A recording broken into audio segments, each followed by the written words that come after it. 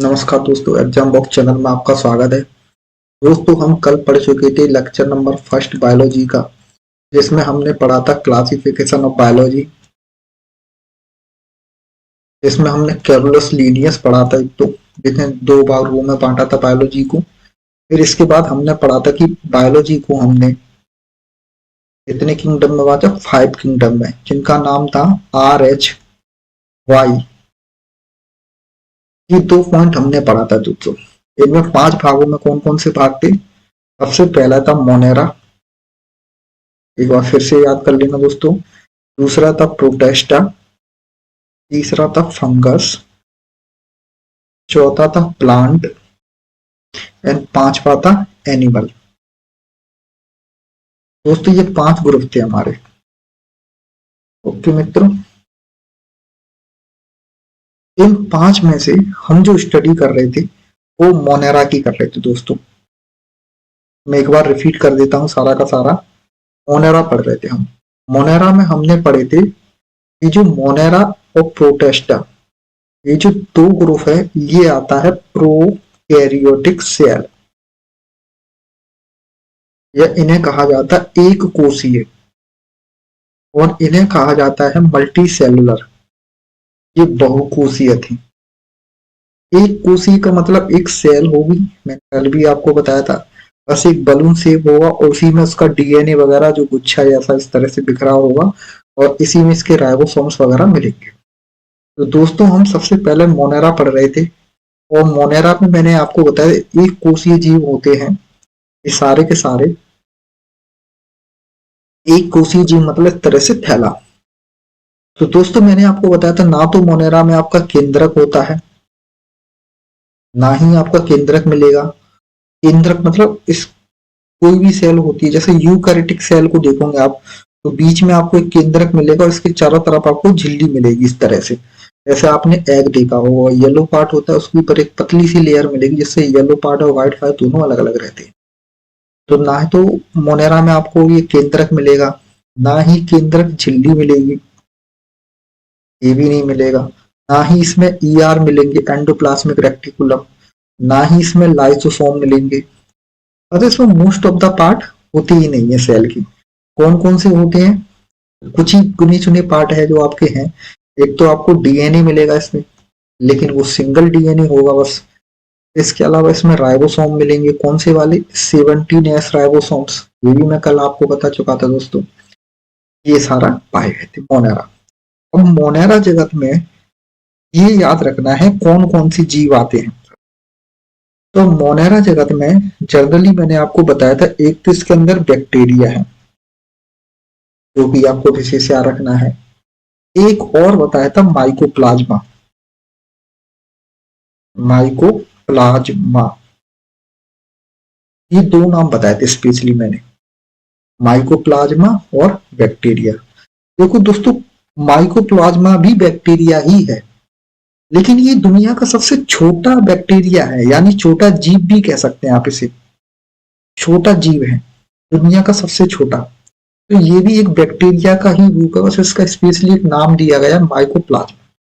तो आज दोस्तों हम माइकोप्लाज्मा सीखेंगे, और दूसरा हम सीखेंगे बैक्टीरिया के बारे में। बैक्टीरिया से मोस्ट ऑफ द क्वेश्चन आते हैं आपके रेलवे में, आपके SSC में भी आते हैं, और बहुत सारे सभी एग्जामों में जो स्टेट एग्जाम होते हैं उन सभी में बैक्टीरिया से क्वेश्चन बनेंगे।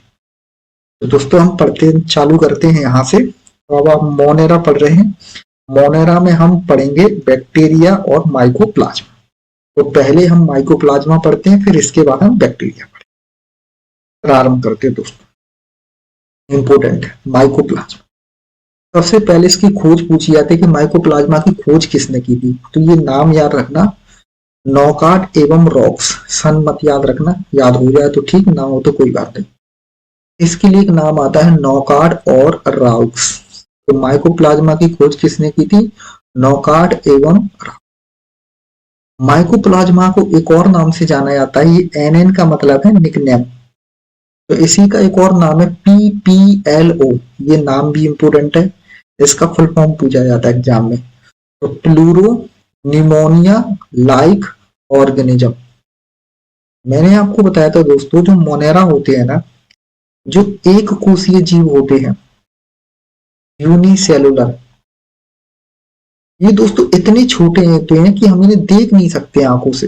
देखो एक बस थैला सा होता है, बलून सा, उसी में सब कुछ भरा होता है इनका, तो इन्हें हम देख नहीं सकते, तो इतने छोटे होते हैं। तो पीपीएलओ तो निमोनिया लाइक ऑर्गेनिज्म। अच्छा, यहां से क्वेश्चन बनता है, ये बहुत इंपॉर्टेंट क्वेश्चन है दोस्तों। आपसे पूछेगा दुनिया का सबसे छोटा जीव प्रजाति कौन सी है। मैंने बताया था ये भी एक बैक्टीरिया ही है, तो इसका नाम आता है माइकोप्लाज्मा। ये डायग्राम बस आप देख लेना किस तरह से होता है, मैं भी समझा देता हूँ। इसका साइज कितना होता है, 0.1 नैनोमीटर से लेके 10 nanometre. Size not important, this point is very important, इसको जरूर याद रखना। आपसे पूछेगा दुनिया का सबसे छोटा जीव कौन सा है, तो आप याद रखोगे इसका नाम है माइकोप्लाज्मा। माइकोप्लाज्मा किसका पार्ट है, मोनेरा का। माइकोप्लाज्मा अगर देखा जाए तो एक तरह से जीव है, यानी बैक्टीरिया है ये भी, और छोटा होने के कारण इसका नाम दे दिया गया माइकोप्लाज्मा। तो दुनिया की सबसे छोटी सेल भी कह सकते हैं माइकोप्लाज्मा, दुनिया की सबसे छोटी जीव प्रजाति है। आगे बढ़ते हैं, ये मैंने कुछ माइकोप्लाज्मा का डायग्राम बनाया है, ये देख रहे हैं आप इसका डीएनए दोस्तों, ये देखो ये डीएनए गुच्छे जैसा है, उलझा हुआ है एक दूसरे में, ये छोटे छोटे राइबोसोम्स मिलेंगे इसमें, और बस ये छोटे कांटे मिलते हैं, क्योंकि जब आप बैक्टीरिया देखोगे तो आपको ये स्पार्क जैसे मिलेंगे, कांटे जैसे, तो ये कुछ संरचना मिलेगी। इसमें राइबोसोम्स होते हैं, बिल्कुल 17S राइबोसोम्स मिलेंगे, ठीक है। इसमें प्रोटीन मिलेगी सोल्यूबल, इसमें सोल्यूबल आरएनए मिलेगा, यानी डीएनए होगा। लेकिन जो डीएनए होता है ना, वो गुच्छा के रूप में होता है, उलझा हुआ इस तरह से। ओके दोस्तों, तो यहाँ तक कंप्लीट हुआ। तो मैं आपको बता देता हूँ कहाँ कहाँ से एग्जाम में इसमें क्वेश्चन बनते हैं। पहला तो इसकी खोज याद रखना, खोज किसने की थी। दूसरा क्वेश्चन, इसका नाम क्या है, शॉर्ट नेम पीपीएलओ, यानी प्लूरो लाइक निमोनिया ऑर्गेनिज्म। तीसरा ये पूछा जाता है, ये सबसे ज्यादा मोस्ट इंपोर्टेंट क्वेश्चन है इसमें, कि आपसे पूछा कि दुनिया का सबसे छोटा जीव कौन सा है, आपका आंसर होगा माइकोप्लाज्मा। Is not important. आगे बढ़ते हैं मोनेरा ग्रुप में। अब आते हैं मोनेरा। देखो तो मैंने आपको बताया था मोनेरा ग्रुप में कैसे जीव पाए जाते हैं, एक कोषीय जीव, यानी ऐसे एक बलून होगा और उसमें सारा का सारा ये लिक्विड भरा होगा। हम मोनेरा को थोड़ा सा और अंदर पढ़ते हैं। मोनेरा के अंदर, तो मोनेरा के अंदर आपको दो प्रकार के बैक्टीरिया मिलेंगे। अब ये देखो माइकोप्लाज्मा पर पढ़े, अब बैक्टीरिया को थोड़ा क्लासिफिकेशन पढ़ते हैं। तो अब आप जाओगे मोनेरा, तो मोनेरा को दो भागों में बांटते हैं, एक आर्काई बैक्टीरिया और दूसरे होते हैं यूकैरियोटिक बैक्टीरिया या यू बैक्टीरिया कह सकते हैं आप। पहले आर्काई बैक्टीरिया, दूसरे होते हैं यू बैक्टीरिया। आर्काई बैक्टीरिया जो होते हैं इनको कहते हैं फॉल्स बैक्टीरिया, यानी झूठे बैक्टीरिया। दूसरे होते हैं ट्रू बैक्टीरिया, यानी वास्तव में ये बैक्टीरिया है, ये कोई बैक्टीरिया नहीं, इसलिए इनको कहा जाता है ट्रू बैक्टीरिया। ठीक है सर, इनको कहेंगे ट्रू बैक्टीरिया और इनको कहेंगे फॉल्स बैक्टीरिया, आर्काई बैक्टीरिया। आपको दोस्तों ये याद रखना है, इसमें आपसे डायरेक्ट क्वेश्चन पूछा जाता है कि निम्न में से कौन सा आर्काई बैक्टीरिया नहीं है, तो आप ये विशेष याद रखेंगे दोस्तों। ओके दोस्तों, आगे बढ़ते। सबसे पहले आर्काई बैक्टीरिया में कौन कौन से बैक्टीरिया आते हैं। तीन बैक्टीरिया हैं जिनका नाम याद रखना है, तीनों ही इंपोर्टेंट है ये।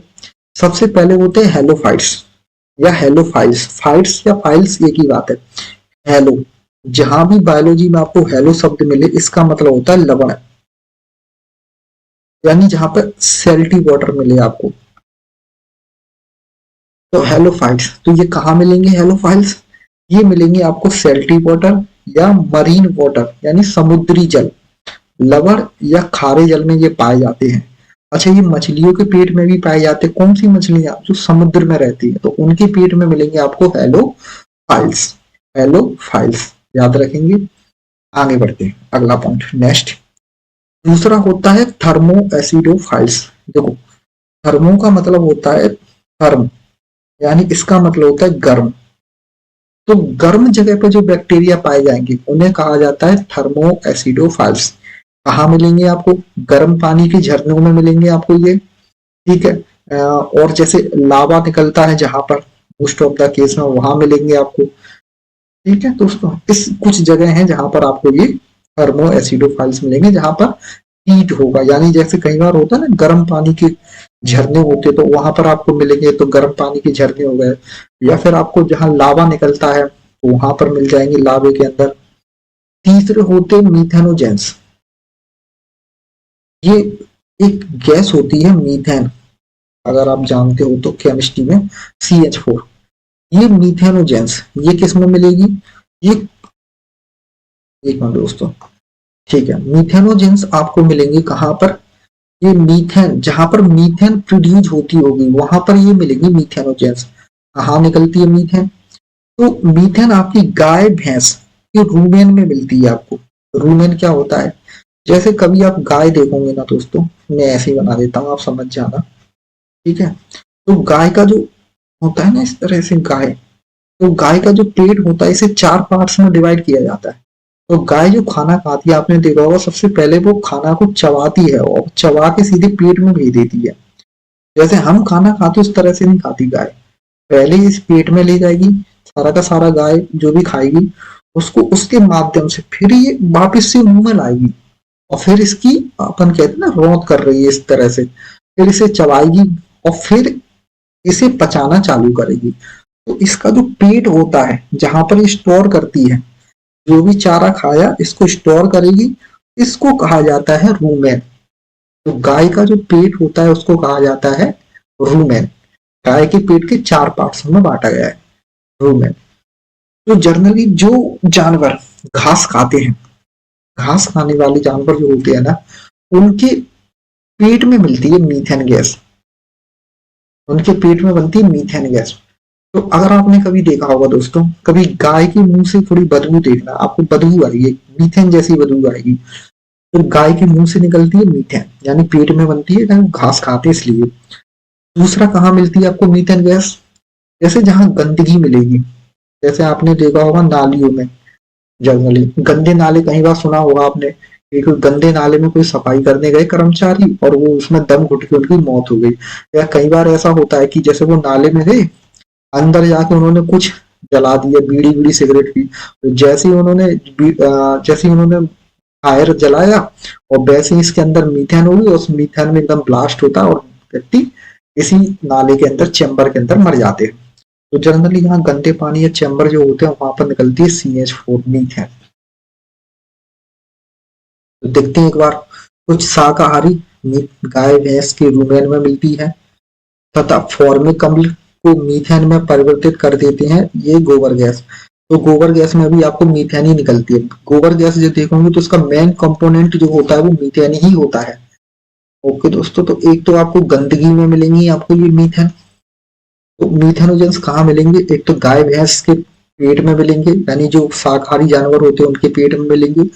दूसरा आपको मीथेन मिलेगी नाले गटर वगैरह जो ये है ना गंदगी, जहां पर गंदगी मिलेगी आपको जनरली वहां पर ये मिलेगी मीथेन। जैसे कोयले की खदान में भी मीथेन निकलती है, तो ये खदानों में भी मिलती है मीथेनोजेंस। तो जहां पर मीथेन गैस निकलती होगी वहां पर आपको मिलेंगे मीथेनोजेंस। ओके दोस्तों, मैंने तीनों समझा दी, एक बार फिर से रिवाइज करा देता हूँ। फिर से देखते हैं हेलोफाइल्स। हेलो का मतलब लवण, तो जहां पर लवण मिलेंगे वहां पर मिलेंगे, तो जैसे जहां पर नमकीन पानी होगा, जैसे समुद्र का पानी, खारे पानी में आपको मिलेंगे हेलोफाइल्स। थर्मो एसिडोफाइल्स, थर्मो मतलब गर्म जगह पर, जैसे लावा निकल रहा है या कहीं पर गर्म पानी के झरने हैं तो वहां पर आपको थर्मो एसिडोफाइल्स मिलेंगे। तीसरे होते हैं मीथेनोजेंस। तो मीथेनोजेंस कहाँ मिलेंगे, गाय भैंस के पेट में मिलेंगे आपको, देखो जो शाकाहारी जानवर होगा उसमें मीथेन निकलती है तो मीथेन के कारण मीथेनोजेंस मिलेंगे। या फिर आपको मीथेन कहाँ मिलेगी, जहां पर गंदगी होती है, तो गंदगी जहां पर होती है वहां पर जनरली सामान्यतः मीथेन गैस निकलती है। तो ये सारा का सारा तीनों पॉइंट आप याद रखें दोस्तों। इसके बाद हम बढ़ते हैं अगले बैक्टीरिया की तरफ, जिन्हें हम कहा जाता है यू बैक्टीरिया। इन्हें ट्रू बैक्टीरिया भी कहा जाता है, इन्हें सत्य बैक्टीरिया भी कहा जाता है, यानी वास्तव में ये बैक्टीरिया है, ये तो ऐसे ही है। ठीक है, बस आपसे ये याद रखना, आप डायरेक्ट एग्जाम में पूछे जाते हैं। अगला, अगर आप यूकारियोटिक बैक्टीरिया को आओगे तो इनका फर्दर क्लासिफिकेशन किया गया किस तरह से, on the basic of straying behaviour, यानी इनके व्यवहार के आधार पर। दूसरा होता है इनके स्ट्रक्चर के आधार पर इन्हें बांटा गया है, और तीसरा इनके न्यूट्रिशंस के आधार पर। और चौथा एक और है, डोमेनियन के आधार पर, इनके रहन सहन के आधार पर, यानी जो खाते हैं किस तरह से अपना जीवन यापन करते हैं, चौथा वही है डोमेनियन के आधार पर, जो ये आपको अभी मिल जाएगा।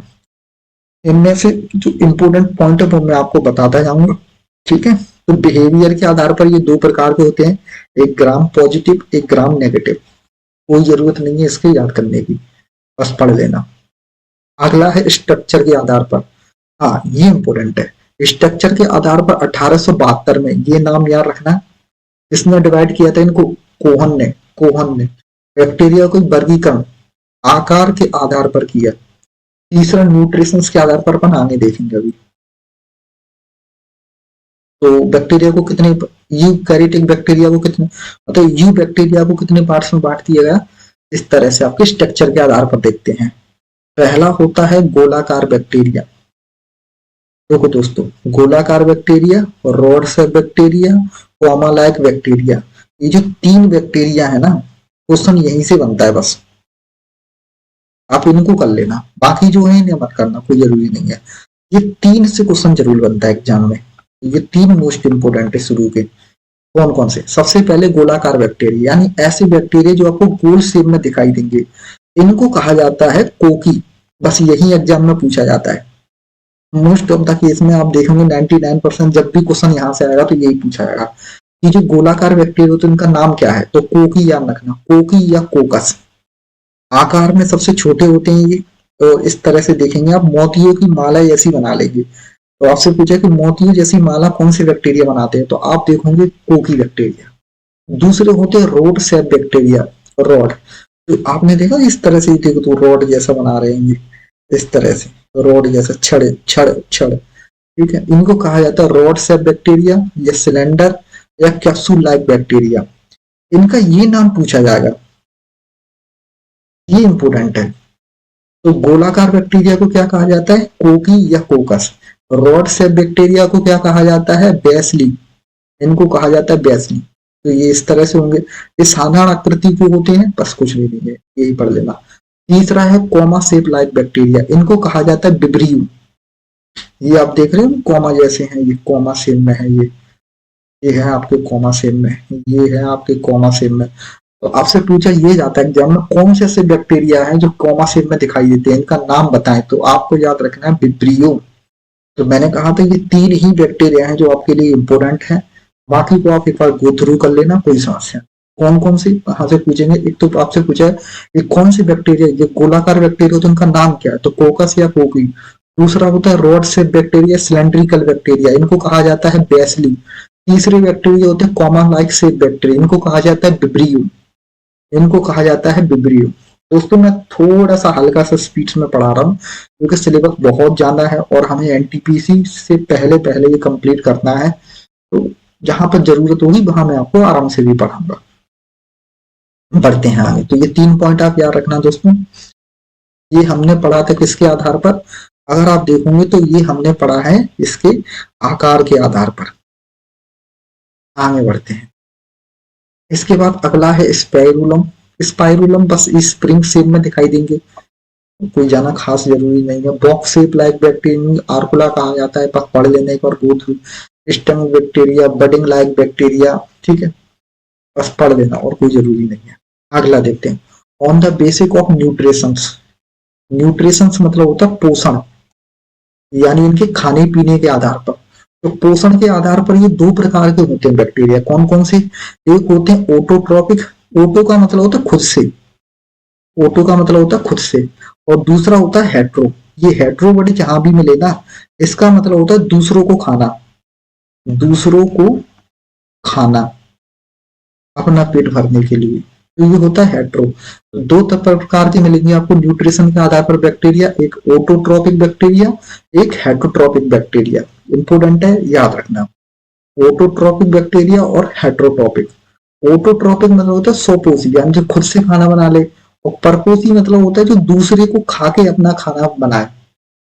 अगर आप देखोगे तो स्वपोषी, तो स्वपोषी दो प्रकार के होते हैं, एक होते फोटोसिंथेसिस बैक्टीरिया और दूसरे होते कीमोसिंथेसिस बैक्टीरिया।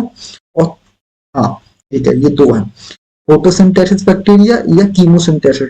यानी ऐसे बैक्टीरिया या तो जो सपोजी होते, ऑटोट्रोपिक जो बैक्टीरिया होते, या तो उनके अंदर प्रकाश संश्लेषण की क्रिया होगी या उनके अंदर कीमोसिंथेसिस की प्रक्रिया होगी। ये क्या होता है, आपने देखे होंगे दोस्तों, जनरली पेड़ पौधे जो होते हैं ना, वो क्या करते हैं, उन्हें सनलाइट मिलती है और सनलाइट से उनके अंदर जो मैग्नीज होगा वो टूटेगा और टूट के ये अपना बना लेंगे खाना। उनको धूप चाहिए होती है, यानी ये प्रकाश संश्लेषण की क्रिया के माध्यम से अपना पेट भरते हैं पेड़ पौधे। इसी प्रकार से कुछ बैक्टीरिया हैं जिनको अपन कहेंगे फोटोसिंथेसिस बैक्टीरिया। यहाँ जो फोटो शब्द है ना, इस फोटो का मतलब होता है प्रकाश, याद रखना। तो प्रकाश के माध्यम से जो अपना पेट भरेंगे, खाना बनाएंगे, उन्हें कहेंगे फोटोसिंथेसिस बैक्टीरिया। दूसरे होते कीमोसिंथेसिस बैक्टीरिया। तो कीमोसिंथेसिस क्या होता है, कुछ केमिकल रिएक्शंस करते हैं। जैसे आपने देखा होगा, जैसे मनुष्य होता है तो मनुष्य के धूप में लेता है ना, तो धूप के माध्यम से क्या होता है, ये विटामिन डी का निर्माण होता है बिल्कुल अपने शरीर में। तो विटामिन डी धूप से नहीं मिल रहा, अपने अंदर कुछ एंजाइम है जो धूप के साथ रिएक्शंस करके हमारे शरीर में विटामिन डी का निर्माण कर देते हैं। तो ठीक इसी प्रकार इसके अंदर भी कुछ केमिकल्स होंगे, जो केमिकल्स दूसरे केमिकल्स के संपर्क में आने के बाद क्या बना लेते हैं, खाना बना लेते हैं। तो इन्हीं को कहते हैं कीमोसिंथेसिस बैक्टीरिया। एक वो बैक्टीरिया जो धूप से खाना बनाएंगे, दूसरे वो बैक्टीरिया जो केमिकल प्रोसेस के माध्यम से अपना खाना बना लेते हैं, उन्हें कहा जाता है कीमोसिंथेसिस बैक्टीरिया। ये इसके फर्दर डिवाइड है, आप मत करना, कोई जरूरी नहीं है, एग्जाम में नहीं पूछा जाता यहाँ से कुछ, यहां से कोई क्वेश्चन नहीं पूछा जाता। आगे बढ़ते, हाँ यहाँ बहुत इंपॉर्टेंट है, यहां से क्वेश्चन जाना बनता है। ये उतना इंपॉर्टेंट नहीं है, बस पढ़ लेना एक बार। तो हेटेरोट्रॉपिक ये तीन प्रकार के होते हैं जनरली। एक होता है सेप्रोफाइटिक, दूसरा होता है सिम्बायोटिक और तीसरा होता है पैरासिटिक। सेप्रोफाइटिक, सिम्बायोटिक और पैरासिटिक, सहजीवी, परजीवी और एक और मैं हिंदी बता दूंगा अभी। आगे बढ़ते हैं, ये बस पढ़ लेना, कोई इंपोर्टेंट नहीं है। अच्छा, डोमिनियन के आधार पर भी इन्हें बांटा गया है बैक्टीरिया को, ठीक है, बैक्टीरिया को। डोमिनियन मतलब इनकी है ना, an area of knowledge of activity, इनकी जो एक्टिविटी होगी उसके आधार पर। तो इनके आधार पर अब दोस्तों मैं इन्हें अभी पढ़ा रहा हूँ, अब अभी अपन इन्हें पढ़ेंगे हेटेरोटॉपिक में। तो ये तीनों टाइप देखेंगे अभी, पहले इसको देख लेते थोड़ा सा। डोमिनियन के आधार पर बैक्टीरिया, साइनोबैक्टीरिया, एक्टिनोमाइसिटीज और माइकोप्लाज्मा, ये अपन ऑलरेडी पढ़ चुके हैं। दुनिया का सबसे छोटा जीव है ये, छोटा जीव, इसी का नाम था पीपीएलओ। ये अभी स्टडी की थी आपने ऊपर, तो इसको पढ़ने की जरूरत नहीं है। बैक्टीरिया, तो बैक्टीरिया है। अच्छा, यहां से बहुत क्वेश्चन आता है, याद रखना दोस्तों। इस एक बैक्टीरिया जिसका नाम है राइजोबियम, ये सभी दालों में पाया जाता है, यानी दाल के जो पेड़ होते हैं उनमें N2 का फिक्सेशन का कार्य करता है। ये फलीदार पौधों में पाया जाता है, यानी दाल कैसे मिलेगा ये। जैसे आप देखोगे दोस्तों, कोई भी प्लांट होता है, मान लो ये चना का पेड़ है, तो आप देखोगे इसकी जड़ें होंगी। तो ये क्या करता है, जो राइजोबियम होता है ना, इसकी जड़ों में जाके रहता है इस प्लांट की में। तो इस प्लांट की जड़ों में जाके क्या करता है, यहाँ पनपना चालू करेगा। ये यहां से क्या करेगा, ये पेड़ की कुछ न्यूट्रिशंस खाएगा और बदले में बहुत सारे न्यूट्रिशंस में भर देगा। जैसे कि नाइट्रोजन डाल देगा पेड़ में, और ये नाइट्रोजन इसके माध्यम से जाइलम फिलोएम आपने पढ़ा होगा, और इसके माध्यम से पहुंच जाएगा पेड़ के चने के अंदर। तो ये किसका फिक्सेशन करता है, N2 का फिक्सेशन करता है। अच्छा, ये जो है ना राइजोबियम है, तो ये बैक्टीरिया एक, लेकिन ये सहजीवी की तरह काम करता है दाल के पेड़ों के लिए। सहजीवी कौन होते हैं, सहजीवी होता है जो आपसे तो कुछ ले बदले में, लेकिन आपको भी कुछ दे बदले में, यानी एक तरह से फायदे का सौदा। यानी आपने किसी को कोई चीज दी, उसने आपको अपने काम की चीजें दे दी, और दोनों को एक दूसरे से काम हो गया, इसको कहते हैं सहजीवी। एक होता है परजीवी। अब परजीवी कौन होता है, परजीवी वो होता है जो आपको खून चूसे एक तरह से, बस आपसे सामान लेता जाए, आपको दे कुछ ना बदले में। वो होता है परजीवी, जो आपको कहीं ना कहीं नुकसान पहुंचाए। जैसे मच्छर है, तो मच्छर हमारे लिए क्या है, परजीवी है, क्योंकि हमें कुछ नहीं देता, बस बीमारी देगा। वहीं पर पेड़ पौधों के लिए मच्छर सहजीवी का गुण निभाता है। आते हैं तो ये जो है ना आपका राइजोबियम, राइजोबियम पेड़ पौधों के लिए, फलीदार पौधों के लिए किसका काम करता है, सहजीवी का। ये दालों के फलीदार पौधों की जड़ों में मिलता है। बहुत इंपॉर्टेंट क्वेश्चन है दोस्तों, आप इसे याद रखना। ये एग्जाम में कई बार पूछा जाता है कि राइजोबियम कहाँ मिलेगा आपको, तो फलीदार पौधे जितने भी होते हैं उनकी जड़ों में मिलेगा, पौधों की जड़ों में मिलेगा आपको। N2 का फिक्सेशन करता है जिससे नाइट्रोजन पहुंच जाती है फलियों में। आगे बढ़ते हैं, बाकी इन्हें और डिटेल में पढ़ेंगे आगे चल के जब प्लांट पढ़ेंगे तब। अगला है साइनोबैक्टीरिया। देखो ये भी बैक्टीरिया है, इसी का नाम है बीजीए। बीजीए मतलब ब्लू ग्रीन एल्गी। अब यहाँ कंफ्यूज नहीं होना दोस्तों, यानी ये एक ऐसे बैक्टीरिया है, तो ये बैक्टीरिया पर इनके नाम में लगा है एल्गी। यानी एल्गी क्या होता है, आपने देखा होगा जो पानी का जो समुद्र होता है, सॉरी पानी के जो तालाब होते हैं, तो तुमने हरी हरी काई जम जाती इस पे, देखा आपने, आपने हरे कलर की काई जम जाती है, वो जो काई होती है ना उसी को बोलते हैं एल्गी। या तो हरे कलर की भी होती है, कई बार ये रेड कलर की भी होती है। ठीक है दोस्तों, तो ये जो होती है ना एल्गी, इसे बोलते हैं काई। ये जो काई होती है ना इसी का नाम है एल्गी। इसके नाम में एल्गी लगा है, लेकिन बट ये काई नहीं है, ये एक बैक्टीरिया है, बस काई की तरह दिखाई देता है, इसलिए इसका नाम है ब्लू ग्रीन एल्गी। इंपोर्टेंट है क्वेश्चन यहां से आता है। साइनोबैक्टीरिया या इन्हीं को कहा जाता है ब्लू ग्रीन एल्गी, याद रखना। ये कहाँ मिलेंगे, ये स्वच्छ जल में पाए जाते हैं, जैसे कुआं, तालाब, समुद्र, इनमें ये बैक्टीरिया मिलेंगे, साइनोबैक्टीरिया बीजीए। इन्हीं की एक प्रजाति होती है जिसका नाम है नोस्टॉक या नोस्टॉक। ये N2 के फिक्सेशन में बहुत काम आती है। इसे रिच प्रोटीन भी कहा जाता है। रिच प्रोटीन मतलब इसकी थोड़ी सी मात्रा खाओ तो आपको बहुत सारी प्रोटीन्स मिल जाएगी। ये जैव उर्वरक के रूप में भी काम आता है। जैव उर्वरक का मतलब होता है खेती वगैरह करने में। अच्छा, और क्या है बीजीए से बनने वाले क्वेश्चन, एक और क्वेश्चन बहुत इंपोर्टेंट बनता है सर। बीजीए से क्या क्वेश्चन बनता है, मैं इधर लिख देता हूँ। बीजीए से एक क्वेश्चन और बनता है, क्या, एक तो ये सबसे पुरानी जीव है, सबसे पुरानी जीव है। ये माना जाता है कि धरती पे सबसे पहले इन्हीं का जन्म हुआ था पानी के अंदर। और ऐसा माना जाता है कि ऑक्सीजन जो आई धरती पर वो इन्हीं के माध्यम से आई सबसे पहले। तो सबसे पहले जो ऑक्सीजन छोड़ी थी वो इन्हीं ने छोड़ी थी, जिसका क्या नाम है आपका बीजीए। तो ऑक्सीजन की शुरुआत भी बीजीए के माध्यम से हुई है। बीजीए सबसे पुराना जीव भी है, धरती पर आने वाला सबसे पहला जीव भी माना जाता है। तो ऑक्सीजन का जो प्रारंभ किया था वो किन्होंने किया था, बीजीए। तो ये पॉइंट भी आप याद रखना जो कि इसमें लिखा नहीं है। ठीक है दोस्तों, यह प्रकाश संश्लेषी फोटोसिंथेसिस जीवधारी है, मतलब प्रकाश मिलेगा इन्हें और ये अपना खाना बना लेंगे। इन्हें पृथ्वी का सफलतम जीवधारी का समूह माना जाता है। मैंने कहा था सफलतम जीवधारी मतलब, यानी ये माना जाता है ऐसा कि पृथ्वी पर जब जीवन आया तो सबसे पहले यही लोग पैदा हुए थे समुद्र में। जैसे समुद्र में पानी था तो पानी में ये जो बैक्टीरिया मैंने बताया सबसे पहले बैक्टीरिया आए, और बैक्टीरिया में कौन से बैक्टीरिया, ये बीजीए। तो बीजीए को इसीलिए माना जाता है कि धरती पे आने वाले ये सबसे पहले जीव जंतु है। ओके दोस्तों, नेक्स्ट पॉइंट अगला है एक्टिनोमाइसिटीज। ये भी एक बैक्टीरिया होते हैं।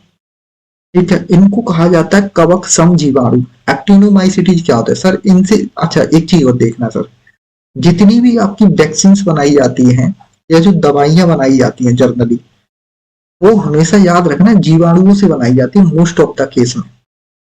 जैसा हाँ दोस्तों, जैसे आपने कोरोना वायरस सुना होगा, तो कोरोना वायरस किससे बनाया गया है, इसमें भी वायरस को लिया गया है, कुछ मात्रा लेके कमजोर करके फिर उससे वैक्सीन बनाई जाती है। तो बैक्टीरियाओं से ही ज्यादातर दवाइयां बनाई जाती है वैक्सीन। तो इनको कहा जाता है एक्टिनोमाइसिटीज। इन्हीं में से इनको धीमा जहर भी कहा जाता है। देखो अगर आप इनको लगातार लोगे, यानी जैसे आपने एक बीमारी सुनी होगी सर, एक बीमारी होती है जिसे कहा जाता है सुपर बग। सुपर बग, ये क्या होता है? जब आप लगातार एंटीबायोटिक लेते हो ना लंबे समय तक, तो फिर ये एंटीबायोटिक आपको काम नहीं करेगी, फिर आपको और हैवी डोज चाहिए और हैवी डोज चाहिए, और एक समय ऐसा आएगा कि आप पर फिर कोई दवाई काम ही नहीं करेगी।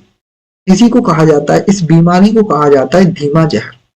यानी आपने धीमे धीमे धीमे धीमे धीमे डोज बढ़ा लिया और इतना डोज बढ़ गया कि फिर आप पे एंटीबायोटिक काम ही नहीं करेगी। जैसे आपने देखा होगा ना, जैसे आपको जुकाम हो रहा है तो डॉक्टर एंटीबायोटिक पकड़ा देंगे, बुखार है तो एंटीबायोटिक, तो हमें ज्यादा एंटीबायोटिक नहीं लेनी चाहिए। तो एक्टिनोमाइसिटी इसे कहा जाता है धीमा जहर। इनमें विभिन्न प्रकार की एंटीबॉडीज प्राप्त होती हैं, मैंने कहा था इनसे दवाइयां बनती हैं, एंटीबॉडीज बनाने के लिए काम आता है वैक्सीन वगैरह। इनकी संरचना कवक जल के समान होती है। इन्हें पहले कवक माना जाता था, अच्छा ये पहले फंगस में आते थे, लेकिन अब ये फंगस में नहीं है, तो ये इम्पोर्टेंट उतना नहीं है, पर पढ़ लेना ठीक है। अब इन्हें क्या माना जाता है? बैक्टीरिया माना जाता है। तो पहले इन्हें फंगस माना जाता था और अब इन्हें बैक्टीरिया माना जाता है। यहाँ तक दोस्तों आप पढ़ लेना, आज के लिए इतना काफी है दोस्तों। बाकी हम आगे कंटिन्यू करेंगे बायोलॉजी को, और इसी तरह से हम अपनी पूरी बायोलॉजी कंप्लीट